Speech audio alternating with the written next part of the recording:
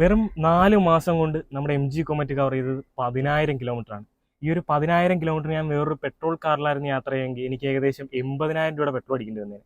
അപ്പോൾ വെറും 4 മാസം കൊണ്ട് 10,000 കിലോമീറ്റർ എന്നുള്ള കണക്കാണെങ്കിൽ ഒരു 40 മാസം കൊണ്ട് 1,00,000 കിലോമീറ്റർ ഈ വാഹനം കവർ ചെയ്യുകയാണെങ്കിൽ 8,00,000 രൂപയുടെ ഫ്യൂൽ ഞാൻ സേവ് ചെയ്ത് കഴിഞ്ഞു. ഈ വാഹനത്തിന് എനിക്കിപ്പോൾ മുടക്കുള്ളതും 8,00,000 രൂപയാണ്.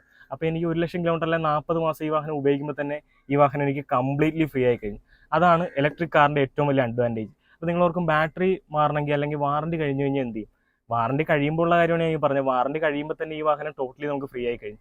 അത് കഴിഞ്ഞ് ഈ വാഹനം പൊളിക്കാൻ കൊടുത്താൽ പോലും നമുക്ക് ബോണസാണ്. മിച്ചം 25,000 കിലോമീറ്റർ കൂടി ഓടാനുണ്ട്. അപ്പോൾ ആ ഒരു കോസ്റ്റും കൂടി നമുക്ക് സേവ് ചെയ്യാം.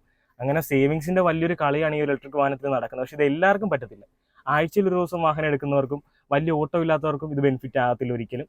പിന്നെ അൺപ്ലാൻഡ് ആയിട്ടുള്ള ട്രിപ്സ് നിൽക്കണ നിപ്പിൽ ഊട്ടിക്ക് പോകുന്നവർക്കും മൂന്നാർ പോകുന്നവർക്കും പറ്റുന്ന വാഹനമല്ല ഇത്. ഡെയിലി കമ്മ്യൂട്ടിങ്ങിന് നമ്മുടെ സിറ്റി ഡ്രൈവിന് പറ്റിയൊരു കാറാണ് എം ജി കോമറ്റ്.